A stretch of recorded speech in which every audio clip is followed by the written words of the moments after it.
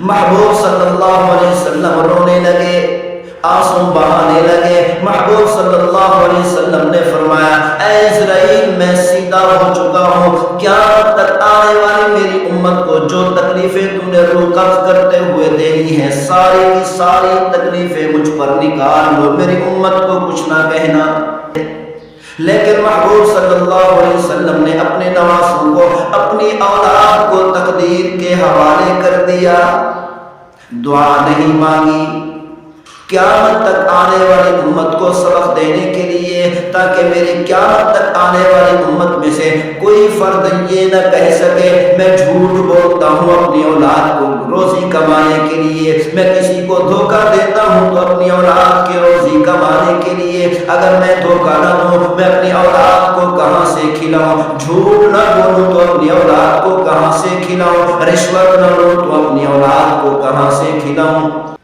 کیونکہ محبوب صلی اللہ علیہ وسلم نے اپنی اولاد کو تقدیر کے حوالے کر کے، اپنی اولاد کو قربان کر کے قیامت تک آنے والی امت کو سبق دے دیا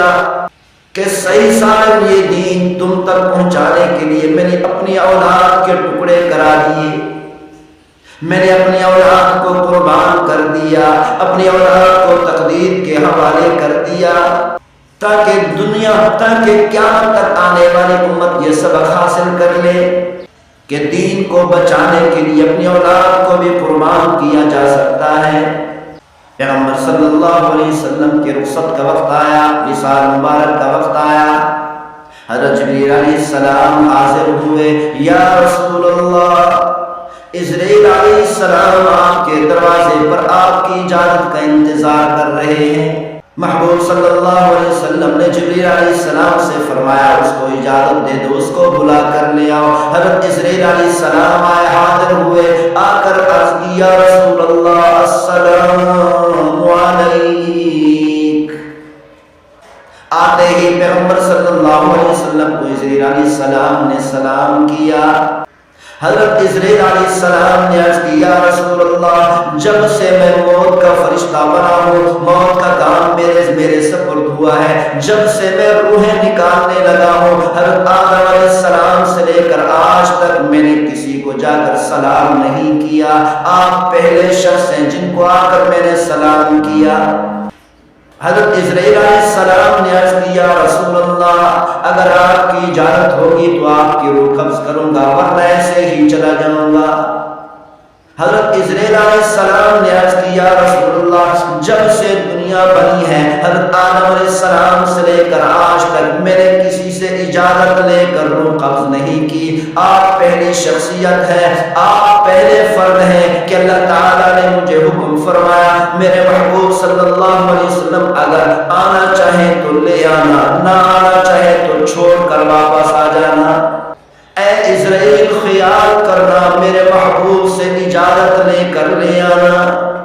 پیغمبر صلی اللہ علیہ وسلم نے حضرت جبریل علیہ السلام کے چہرے پر دیکھا، آنکھوں کے اشارے سے پوچھا کیا خیال ہے آپ کا، کیا مشورہ ہے؟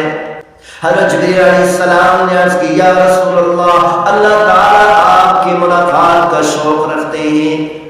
محبوب صلی اللہ علیہ وسلم سیدھے ہو گئے، محبوب صلی اللہ علیہ وسلم نے فرمایا میں اس وقت تک روح قبض کرنے کی اجازت نہیں دوں گا جب تک مجھے معلوم نہیں ہوگا، میرا پروردگار مجھے نہیں بتائے گا میرے دنیا سے جانے کے بعد میری امت کا کیا بنے گا۔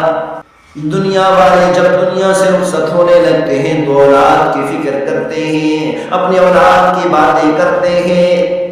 اپنی اولاد کے بارے میں پریشان ہوتے ہیں، اپنے گھر والوں کے بارے میں پریشان ہوتے ہیں، جن سے وہ محبت کرتے ہیں ان کے بارے میں پریشان ہوتے ہیں، لیکن محبوب صلی اللہ علیہ وسلم اپنی اولاد کی فکر نہیں کر رہے، اپنے گھر والوں کی فکر نہیں کر رہے، بلکہ محبوب صلی اللہ علیہ وسلم اپنے بعد آنے والی پوری امت کی فکر کر رہے ہیں۔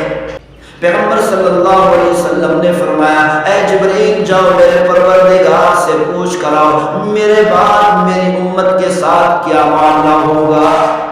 حضرت حضرت جبریل علیہ السلام گئے، اللہ تعالیٰ نے فرمایا میرے محبوب کو جا کر بتا دو، اے میرے محبوب صلی اللہ علیہ وسلم ساری زندگی اپنی امت کے بارے میں تڑپتے رہے، اپنی امت کے بارے میں آہیں بھرتے رہے، اپنی امت کے بارے میں سسکتے رہے، 23 سال تک اپنی امت کے بارے میں روتے رہے، آنسو بہاتے رہے۔ اے میرے محبوب صلی اللہ علیہ وسلم میرے پاس آنے کا وقت ہے، میں آپ کو پریشان نہیں دیکھنا چاہتا، میں آپ سے وعدہ کرتا ہوں آپ سے دنیا سے رخصت ہونے کے بعد میں پروردگار